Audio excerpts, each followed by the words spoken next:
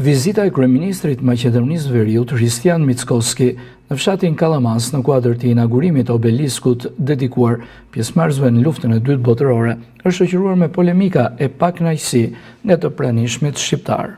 Në ceremoninë zyrtare është ekzekutuar vetëm himni i Maqedonisë Veriut, ndërsa nuk është luajtur himni shqiptar, sipas protokollit në raste të tilla. Po ashtu, fjala e kryeministrit Mickoski në gjuhën maqedonase nuk është përkthyer në shqip, çka është konsideruar si tjetër mungesë respekti ndaj komunitetit shqiptar të pranishëm në këtë aktivitet.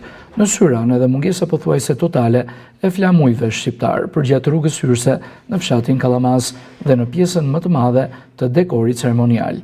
Vetëm pranë obeliskut me zgjedhra flamujve maqedonas ndodheshin 2 flamuj shqiptar.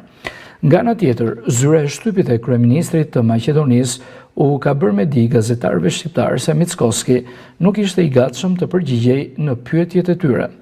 Vëmendje ka tërhequr edhe mungesa e një fjale përshëndetëse nga kryetari i Bashkisë Pustecit Pali Kolevski, i cili ishte i pranishëm në aktivitet.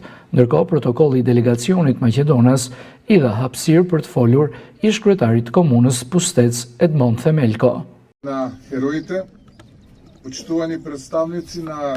Kryeministri i Maqedonisë Veriut vlerësoi qëndresën e heronjve duke deklaruar se emrat e tyre mbeten simbol i nderit dhe sakrificës, ndërsa theksoi se kujtesa historike është e domosdoshme për të kuptuar të tashmen dhe të ardhmen.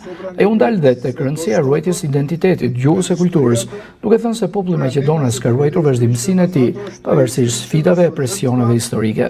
Mickoski vlerësoi gjithashtu komunitetin maqedonas në Shqipëri duke e cilësuar pjesë të pandashme të trungut kombëtar maqedonas dhe njëkohësisht qytetar besnik të shtetit shqiptar. Në fjalën e tij ai bëri thirrje për unitet kombëtar duke theksuar se Maqedonia e Veriut ka nevojë për bashkim rreth interesave të përbashkëta, të ardhmes së brezave të rinj dhe ruajtjes së dinjitetit kombëtar.